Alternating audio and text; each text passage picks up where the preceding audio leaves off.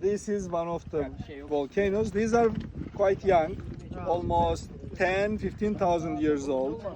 So when the lava was coming out from here, from a crack, actually the lava was coming out from different cracks in this area, not from the top. This lava didn't came from the top, but in this area, and it began to flow. So it was red hot lava just flowing like a jam, almost in your walking speed. So when the lava was flowing, you can walk with it. But as the surface of the lava, when it was flowing, it contact with the air, and very fast, abruptly, it began to cool and solidify. And the surface of the lava became a hard rock. But as you see, it's a very porous rock.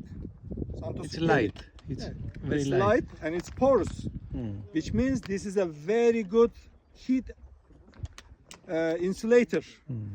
Which means this lava crust, it's like a crust, like your skin, create a very strong heat insulator, and inside the lava can flow many kilometers because it doesn't contact with the air anymore and it doesn't become solidified.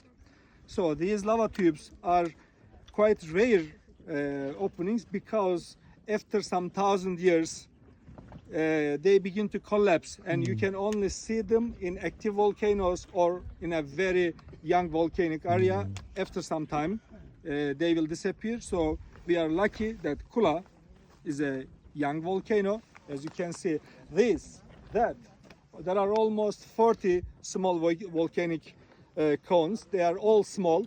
You can see over there that reddish part. It's like this. It's like this. It was coming like, and there was a moment it come out like this and flow, and it was solidified. This is a beautiful area because the volcanoes of Kula is very weak. It's not a big volcanic area. The amount of lava, ashes, and all the things just come out from the volcanoes is extremely small. This is one of the smallest volcanic area in the world. This is why it's important, because if it will be a big volcano, it will cover everything, and probably at the end it will destroy itself with some explosions, and you see almost nothing for the volcanic processes.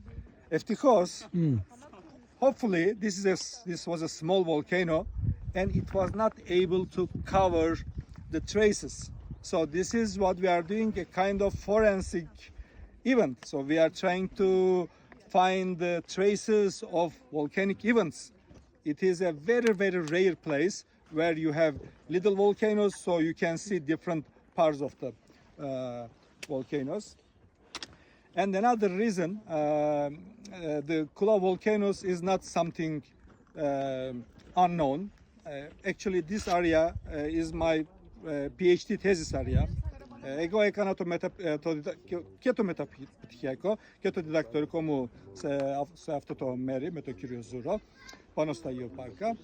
This area is one of the oldest known lands. Strabon, in his book Geographica, the great Greek geographer, has written pages on Kula. He has visited Kula, and he named this area Katakikavmene, which means fireborn, or because of course at that time there was no way of saying volcano, and people were quite surprised the fire coming out of the earth, which is sometimes connected with the underworlds, sometimes with sin, with punishment and stuff.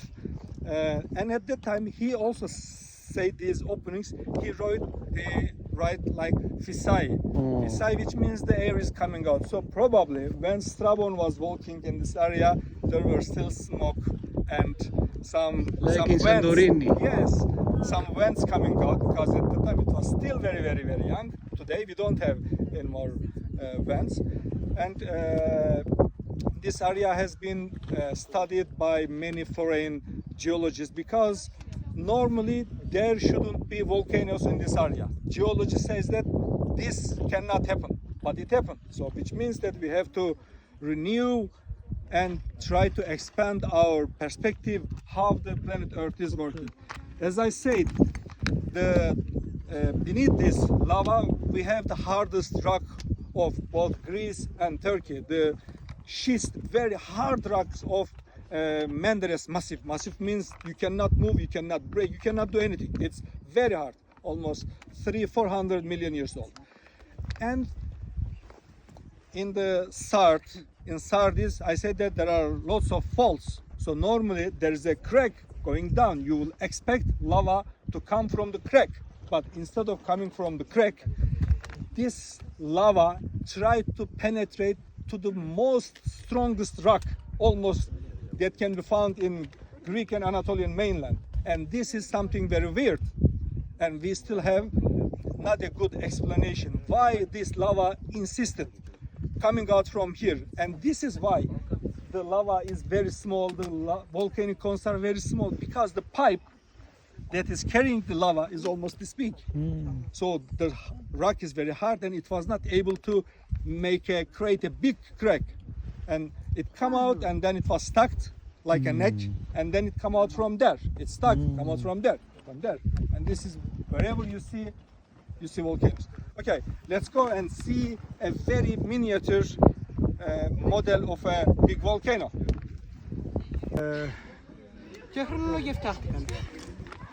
Okay, that over there, this one, that one over there, they are almost 500,000 years old. And this is 10-15 million years old. And behind there is also a series which is probably 1.2 million years old.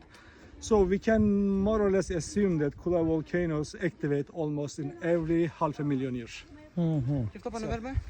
So 1,000, half 10,000.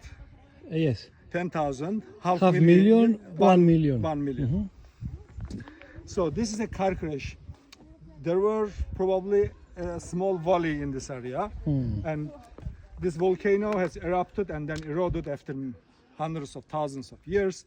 And then there was another volcano, and the lava just came. You see, it goes, it crashed, and it rose a little bit, climbed a little bit, and then it stopped and find another way, goes down. So this is from normal, for ordinary people it can be maybe nonsense, but for geology it's very important for us to understand how different stages of volcanic activity interact with each other, how one is covering another, how a lava is interacting with a previous one. Here everything just frozen, so we can understand many phenomena in a relatively short area for volcanoes. Okay.